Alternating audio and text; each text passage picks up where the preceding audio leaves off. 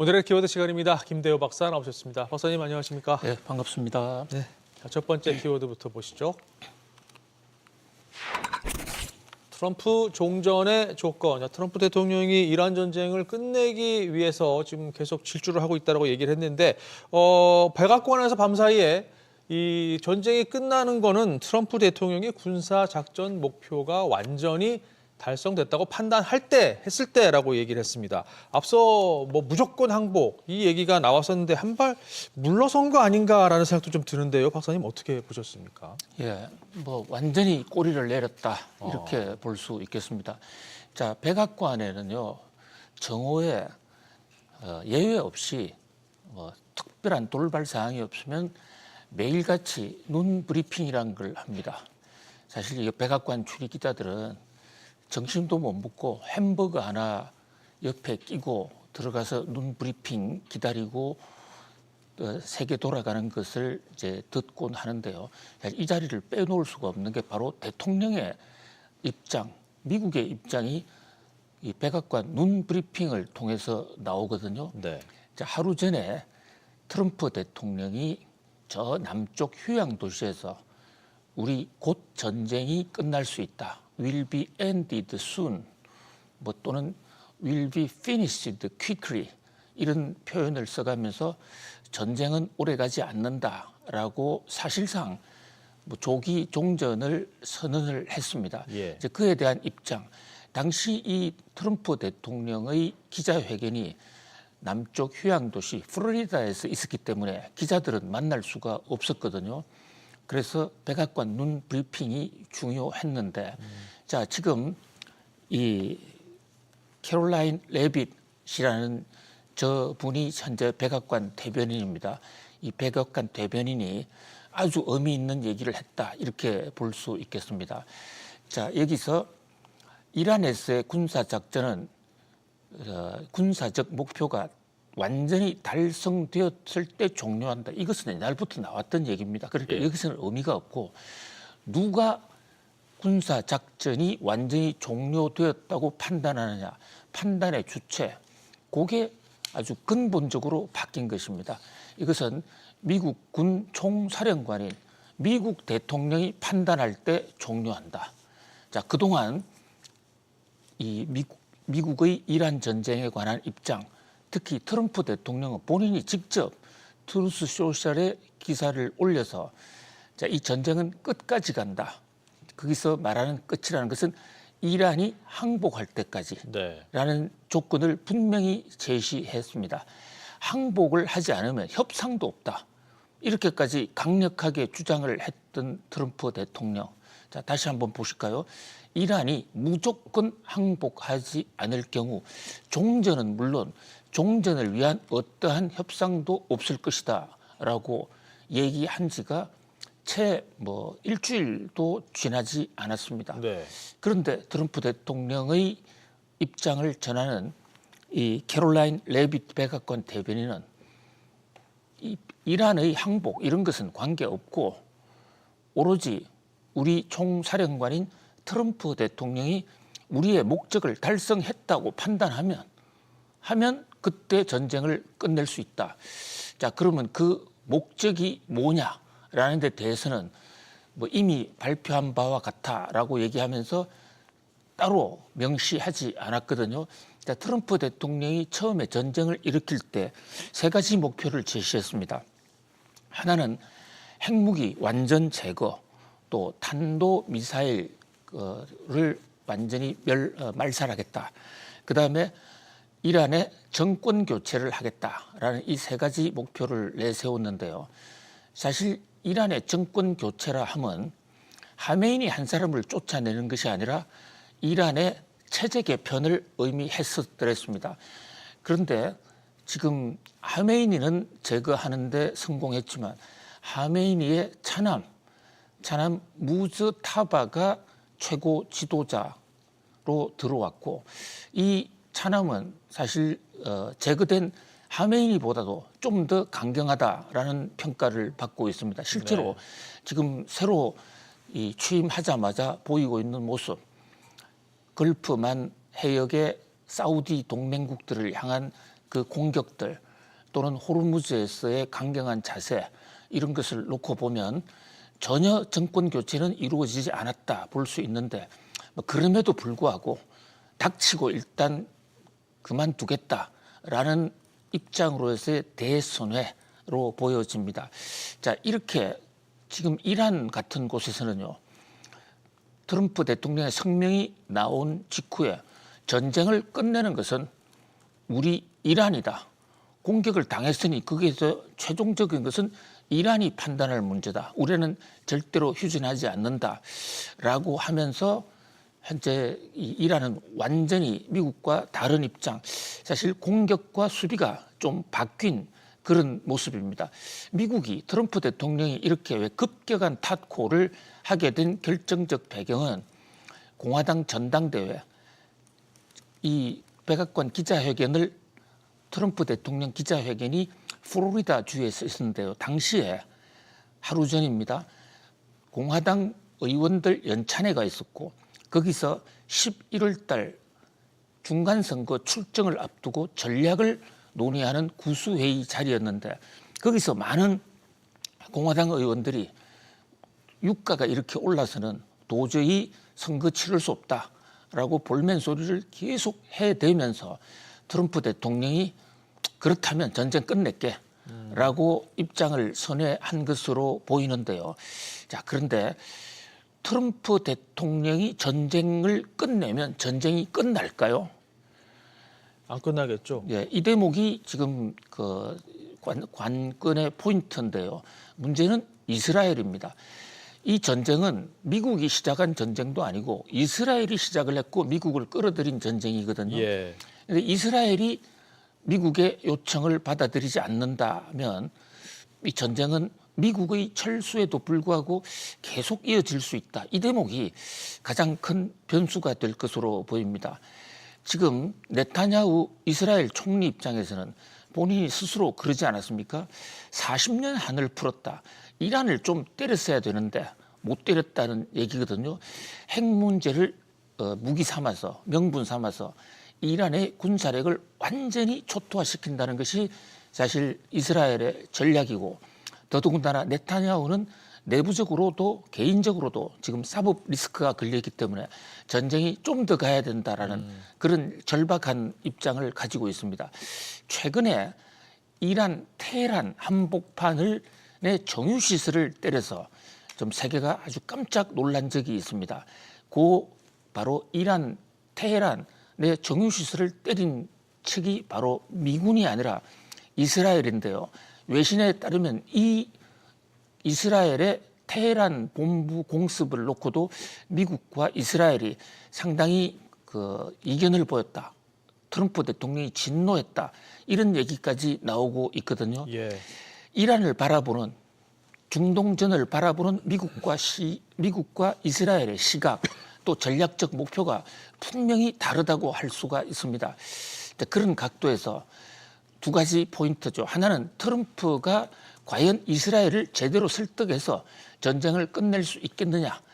그리고 두 번째는 그것이 만약에 제대로 안 됐을 때 미국은 철수할 것으로 보입니다. 그런데 미국이 철수하고 이스라엘이 남아 있을 때 전세는 여전히 이스라엘이 압도적으로 우세할 겁니다. 이란은 이미 지금 거의 군사 시설이 90% 이상 완전히 파괴된 상태니까요.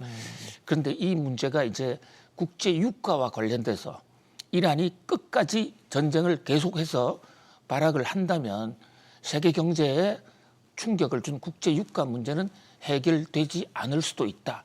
그런 점에서 미국은 종전을 얘기하지만 전쟁은 좀 더 길어질 수도 있다는 점에서 세계 경제의 우려와 공포는 아직도 지금 완전히 가시지는 않았다. 이렇게 볼 수 있겠습니다. 그렇군요. 박사님 말씀 듣고 보니까 트럼프 대통령이 마치 중동에 벌집을 쑤신 상황인 거 아닌가라는 생각도 듭니다. 자, 다음 뉴스 키워드 보시죠.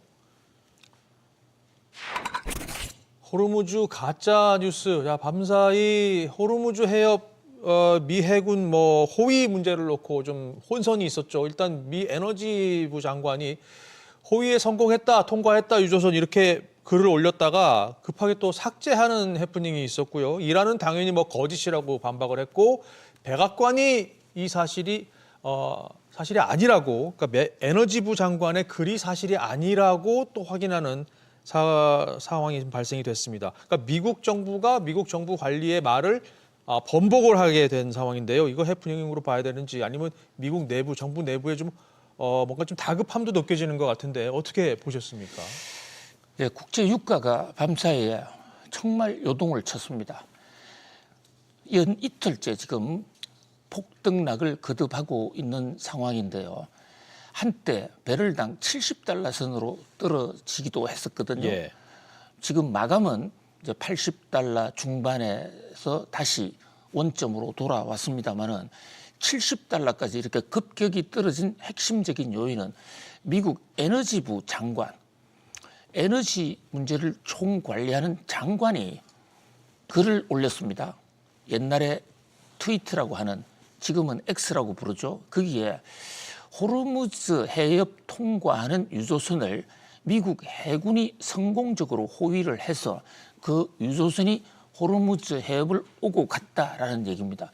자, 이 얘기는 바로 하루 전 트럼프 대통령이 플로리다에서 기자회견했던 얘기, 우리 호르무즈 해협을 다시 장악할 것이다 라는 얘기가 나온 지 얼마 되지 않았는데 네. 트럼프 대통령의 말대로 호르무즈 해협을 미국 해군이 유조선을 호위해서 왔다 갔다 했다는 것은 봉쇄를 풀었다 또는 호르무즈 해협을 미국이 장악했다, 이렇게 뭐 바로 연결되는 얘기거든요. 그렇죠. 호르무즈 해협이 봉쇄가 풀렸다면 이것은 국제 유가가 전쟁 전으로도 돌아갈 수 있는, 전쟁 전에 국제 유가가 거의 평균 60달러 내외거든요. 그러니까 이 소식이 나오자마자 국제 유가가 급격히 떨어졌는데 예. 이란에서 아주 실소를 금치 못한다. 미국이 다급한 모양이다. 웃기는 소리다.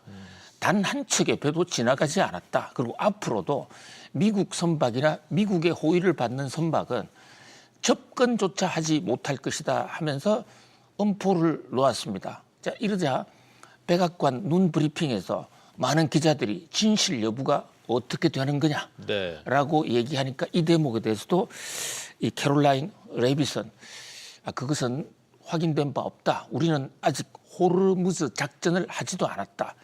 자, 이 얘기가 결국 에너지부 장관 입장에서는 국제 유가를 낮추라는 트럼프 대통령의 지금 엄명을 받고 있고, 그래서 G7 회의를 가동했죠. 그다음에 또 밤사이에는 IEA라고 국제 에너지 기구라고 있습니다. 예. 여기까지 동원해서 비축유를 방출한다라는 협의를 했다 이러는데, 지금 이 시각까지 전 세계 어느 나라도 이 이란 문제와 관련해서 또 국제 유가 문제와 관련해서 비축유를 방출했다는 나라 또는 방출을 하겠다는 나라는 단 한 나라도 없습니다. 예. 이것도 지금 좀 앞서가는 뉴스거든요. 트럼프 대통령이 국제 유가 낮추라고 그러니까 에너지부 장관 입장에서는 좀 서둘러 확인하지 않은 상태에서 계획을 발표한 것 같은데, 이런 와중에 지금 호르무즈에서 들려오는 아주 참담한 얘기, 이란이 기뢰를 설치했다는 겁니다. 이미. 자, 이 기뢰라는 게요, 땅에는 지뢰가 있고 바다에는 기뢰가 있을 수가 있습니다. 그러니까 기뢰라는 것은 수중에 둥둥 떠 있는 건데요, 그게 배가 가다가 충돌을 하면 터집니다. 그런데 그 충돌은 막을 수가 있죠. 그런데 더 중요한 것은 온도 감응 장치를 해가지고요, 배가 지나가면 수온이 좀 달라지거든요. 그러면 무조건 터지는 겁니다. 그래서 이 땅에 있는 기뢰는 밟아야만 터지는데 수중에 있는 기뢰는 지나가기만 해도 터져요. 훨씬 더 무섭다. 네. 이런 얘기인데 이미 설치해놨다 해서 지금 미국과 이란 간에 기뢰 철거 문제에 공방전이 벌어지고 있거든요. 네. 기뢰가 이미 설치되어 있다면 이것은 미국의 에브라함 링컨 함대가 오더라도 바다에 수중에 있는 기뢰 하나하나를 제거하기 전까지는 호위하기가 어려운 거 아닙니까? 그렇죠. 바로 이 대목 때문에 전쟁이 끝나도 트럼프 대통령 내 직권으로 전쟁 끝낼 거야. 가능합니다. 내일이라도 지금 이 순간이라도 트럼프 대통령 마음만 먹으면 미국은 철수합니다. 더구나 이제 지상군 투입이라든지 유격대 투입 같은 얘기는 완전히 먼 나라 얘기가 됐고요. 전쟁은 곧 끝날 것으로 보여요. 예. 그런데 기뢰까지 설치돼 있다 이러면 이제 그 헤게모니가 이란으로 넘어가서 우리 요구 안 들어주면 기뢰 해제 안 할래. 이러면 전쟁 끝나도 호르무즈 해협 봉쇄는 좀 더 갈 수 있다. 그런 점에서 호르무즈 가짜 뉴스를 둘러싼 세계 경제계의 우려가 조금씩 나오고 있는 그런 상황입니다. 그렇군요. 자, 다음 뉴스 키워드로 넘어가겠습니다. 삼성 공채 70년. 이제 전장에서 좀 벗어나서 국내 이슈 좀 짚어보죠. 삼성이 어제부터 그룹 상반기 공채 절차를 시작했습니다. 올해로 벌써 70년째라고 하는데요. 이 정기 공채 제도를 유지하고 있는 기업, 그러니까 대기업 가운데는 삼성그룹이 유일합니다. 어떻게 이렇게 계속 유지를 할 수 있을지 좀 궁금하기도 하고요. 박사님 이걸 어떻게 보고 계십니까? 예, 우선 70년에 이어서 계속해서 한결같은 마음으로 공채 제도를 유지해온 이 삼성그룹의 창업주 이병철 회장, 또 그 전에 선대 회장 이건희 회장, 그리고 지금의 이재용 회장께 우선 감사를 드리고 싶은데요. 자, 대학에서 학생을 가르치고 있는 교육자적인 입장에서 정말 고마운 일입니다. 왜냐하면요, 미국이나 유럽 같은 데는 애초부터 공채도 없었습니다. 예. 그런데 우리나라와 미국은 기업 문화와 사회적 토양이 완전히 다르지 않습니까? 그러니까 정실 인사 가깝다고 뽑아주고 이런 문화가 만연해 있는 상태에서 삼성의 공채 제도는 정말로 노력만 하면 자기가 일할 기회를 잡을 수 있다. 또 지방대학이든 뭐 인류대학이든 차이 없이 자기가 스스로 계획을 짤 수 있었거든요. 그런데 어느 사이 우리나라 재벌 그룹들이 이 공채 제도를 없애버렸습니다. 네. 물론 미국식 관점을 따르면 수시로 채용한다는 제도가 더 나을 수도 있는데, 그러나 이것은 한국적 현실을 무시한 매우 무책임한 처사였다고 보여집니다. 2019년에 현대차를 필두로, 그다음에 2020년에 LG, KT, 그다음에 2022년에 롯데, SK 다 지금 공채를 없애버렸습니다. 특히 LG는요. LG에 대해서는 지적하지 않을 수가 없는 것이 그 당시에 공채를 해서 부정 입학 문제, 입사 문제가 불거졌을 때 경찰 수사까지 받았습니다. 예. 골치 아프니까 없앴다. 자, 이런 것은 재벌 그룹 입장에서는 매우 무책임한 일이다.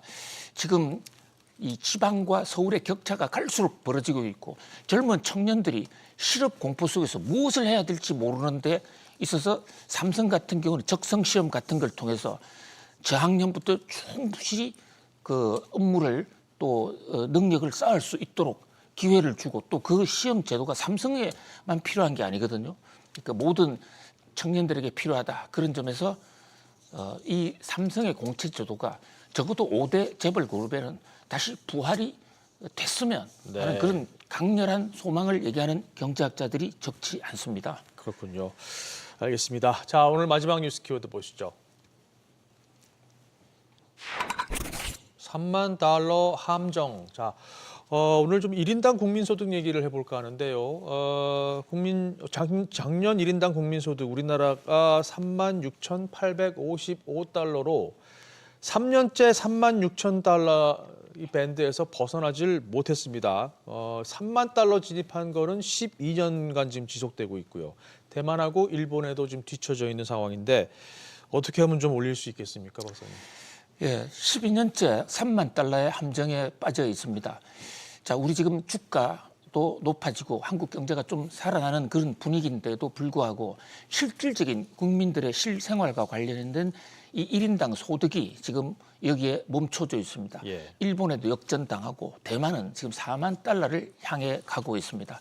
자, 무엇보다도 이 산업 현장에서의 좀 이 공격적인 투자와 생산성 향상, 이런 어떤 이 부가가치를 높이는 그런 전략적 선택이 무엇보다도 중요하지 않을까. 자, 이 3만 달러의 12년째 중진국 함정에 빠져 있는 거 자칫 잘못하면 완전히 고차가 될 수도 있다. 그런 점에서 주가 상승에만 일희일비할 것이 아니라 우리 경제의 구조적 잠재 성장력을 높여야 된다는 네. 그런 준엄한 경고로 보여집니다. 알겠습니다. 자, 오늘 짚어본 뉴스 키워드 다시 한번 보시죠. 트럼프 종전의 조건, 호르무즈 가짜뉴스, 삼성 공채 70년 그리고 3만 달러 함정 이렇게 짚어봤습니다. 박사님 오늘도 잘 들었습니다. 고맙습니다. 감사합니다.